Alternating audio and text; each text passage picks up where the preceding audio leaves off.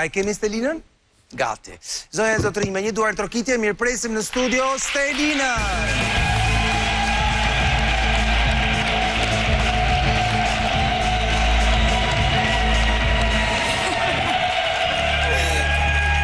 Po përfitoj nga rasti të ri akoma ullur,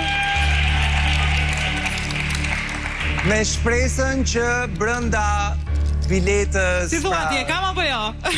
Lori Kafe të jetë një vajtje ardhje. Që ka e ngjitur. Aha, se nuk është e ngjitur. Është e ngjitur?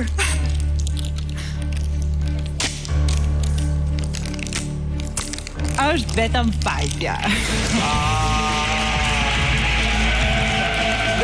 Lori, ato pas ka Cila? Po cila dot?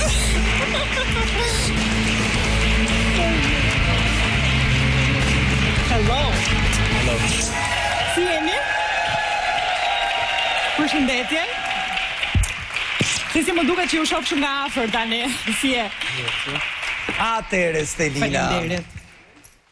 Nuk e di se që kisha një parandjenjë që do i kishe një vajtje ardhje me këtë gjëra që ndodhi sot. Se çfarë ndodhi sot? Po shumë gjëra, ndriçi e mori, shumë gjëra ndodhen. Po shiko, ti e beson atë që çdo gjë ndodh për një arsye? Patjetër. Cilat ishin ose cilat janë arsyet? Arsyet që unë jam këtu jashtë. Arsyet që janë këtu jashtë, arsyet që pe atë që pe, arsyet që ndodhen ato që ndodhen gjatë kohës që ti isha atje. Atëherë. A beson se ka një arsye apo jo? Tani, patjetër që ka një arsye, pse unë ndodhesh aty brenda, pse erdhën të gjitha gjërat aty brenda, çfarë unë përjetova etj.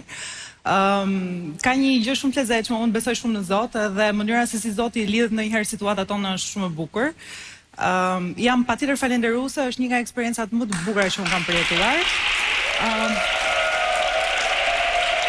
Jam falënderuese për gjithë njerëzit që kam njohur aty brenda, për çdo ditë që kam kaluar. Kjo eksperiencë më ka bërë të kuptoj që të bindem akoma dhe më shumë që njerëzit nuk ndryshojnë edhe para kamerave, edhe para eksperiencave të tilla dhe patjetër unë zgjodha të mos ndryshoja dhe të isha vetvetja. Ndoshta kjo është një nga arsyet pse jam këtu, por unë ja kam thënë dhe banorëve të tjerë. Nuk e sforcoj dot veten për t'i dhënë situata të cilat mua nuk përkasin ose nuk e gjej dot veten. Kështu që thjesht zgjodha të jem vetvetja dhe si e till do dalë edhe sot. Mirë po, ti thua që njerëzit nuk ndryshojnë. Unë personalisht mendoj që njerëzit ndryshojnë. Dhe ndryshojnë shumë. Ka njerëz që ndryshojnë për mirë dhe ka njerëz që ndryshojnë për keq. Dhe jam i lumtur të them që të paktën si të njoha unë ty në Big Brother, jam i lumtur të them që ti ndryshove për mirë. A thua? Dhe absolutisht po. Dhe jam vërtet i kënaqur që pata mundësinë të njihja edhe ashtu si në fillim, edhe se si fatkeqësisht dole nga Big Brother, sepse jam i bindur që ajo gjëja që more aty do e mbash me vete dhe do të shërbej për mirë. Për këtë të paktën kur shoh sy më sy, shikoj një tjetër in sot në krahasim me atë inën që erdhi në, dhe tani mund ta themi pak për fare gjëje se ajo. Jam Stelina. E di po. Tash do mund të thrasë ina pas një lloj problemi sepse çfarë ishte për të kryer u krye, ose kemi marrë lloj. E vetmja gjë që mua më vjen keq është që në këtë eksperiencë përjetova disa nga ato nota tek Shija që ju të gjithë e keni parë. Më vjen shumë keq që u personifikova si një vajzë që po përdorja ndjenjat e mia për atë lojën. Absolutisht, ndjenjat e mia nuk kanë qenë asnjëherë lojë, por kanë qenë ndjenja dhe realiteti asaj çfarë unë kam përjetuar dhe jashtë edhe brenda. Vetëm për këtë më vjen keq. Pastaj të tjerat i kam shtyuar në maksimum. Më vjen mirë. Monika.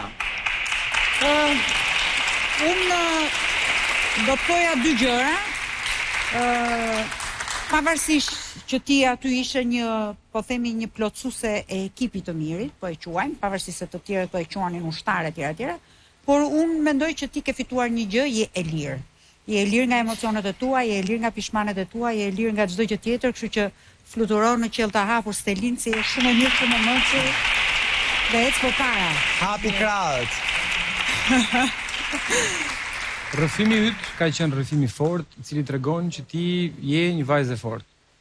Ajo që mendoj unë se ti ke marrë nga ky Big Brother është një mesazh shumë i rëndësishëm që vlen në jetën e kujdo, që duhet të duash veten tënde.